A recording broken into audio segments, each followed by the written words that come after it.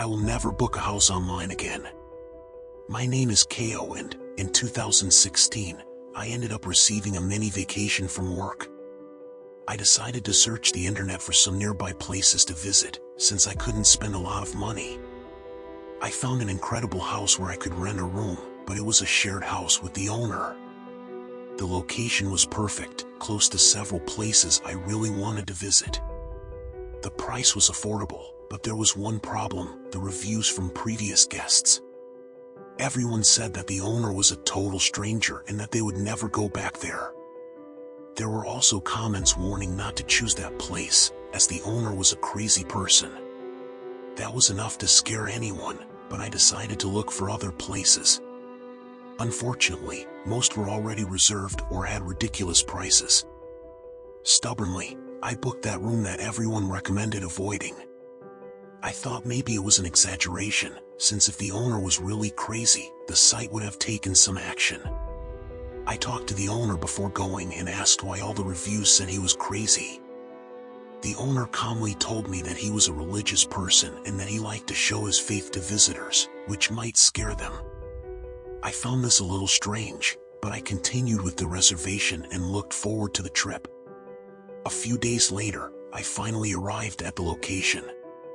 The house was beautiful and the owner seemed to be kind, not like the reviews said. He showed me around the house and told me to make myself comfortable, that he would be in his room if I needed anything. I packed my bags and quickly went to visit some places I wanted to see. When I returned at night, the house was completely dark, as if there was no one there. I thought the owner had left since he gave me the keys. When I went to my room, I heard footsteps behind me, but I didn't see anyone.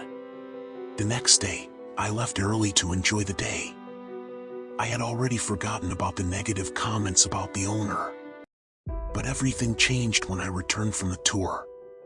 The lights were all off again, but I could see the owner in the kitchen holding a knife.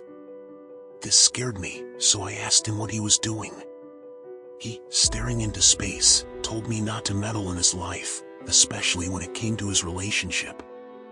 He said that she wanted to leave and that he wouldn't allow it, and that I should stay quiet. But there was no one there. I asked who he was talking about and he pointed the knife in an empty corner, saying that this was his wife, that he wanted to run away, and that I was scaring her even more. I went to my room and thought about calling the police, but what would I say? He didn't even try to attack me. My only choice was to leave. I was packing my things when someone knocked on the door. I thought he was the owner and asked him what he wanted, but I didn't get an answer. The door opened, but it was locked. Surprisingly, there was no one.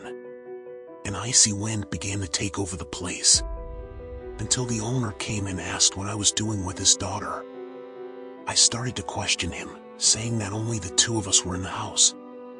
He became aggressive, saying that his daughter was not just any girl I could use and discard. I really had no idea what he was talking about.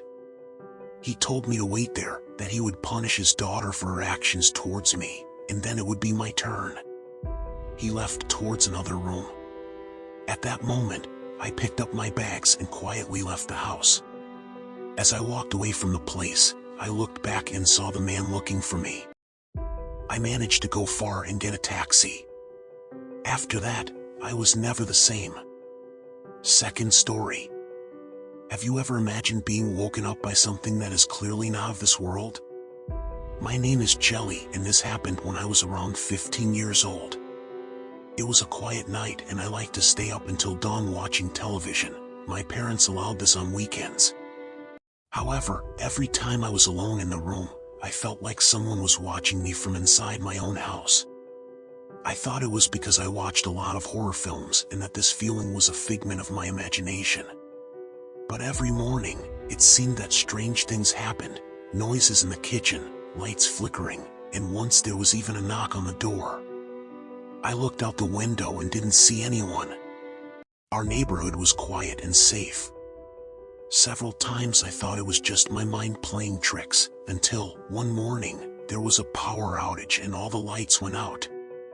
I was in the dark, my parents were sleeping, and then I felt a hand on my shoulder. I screamed as loud as I could. My father came running with a flashlight and asked what was happening. I explained about the power outage and the hand on my shoulder. A few minutes later, the power came back on, and my father looked for someone in the house, but found nothing. He said it was my fault for watching so many horror movies and that I was creating these situations in my head. I went to bed, but I had trouble sleeping. I think anyone would have. I couldn't forget the feeling of that hand on my shoulder. Just as I was about to fall asleep, I saw my bedroom door slowly opening. I thought it was my father or mother coming to check on me.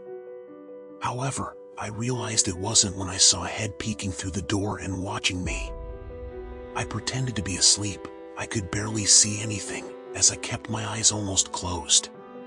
I didn't know what would happen if I screamed.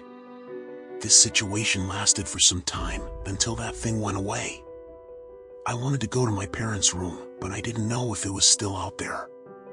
I waited for dawn and to make sure my father was awake to leave my room. I told him what happened, and he said it was the fault of the horror movies I watched, and that I shouldn't stay up late watching television anymore. I tried to argue, but to no avail. He didn't believe me. I told my mom and she said the same thing. I started to think it was all in my head.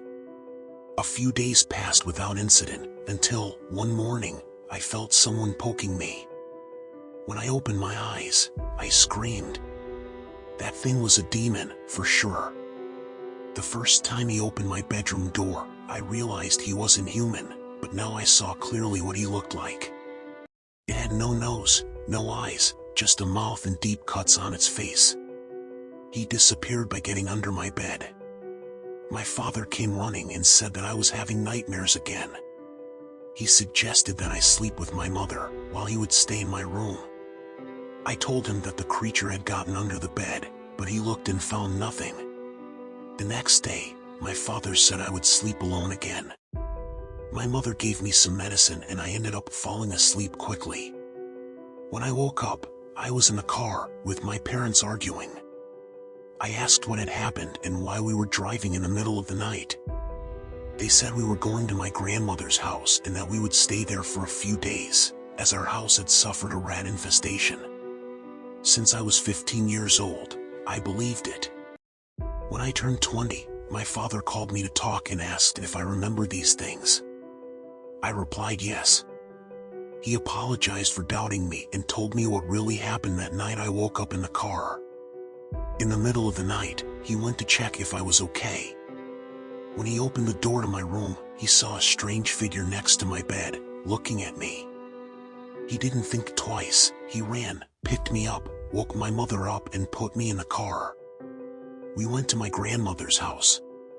My father had called a priest, a family friend, who said he would do some things around the house and that we would need to be gone for a few days. I never saw that thing again.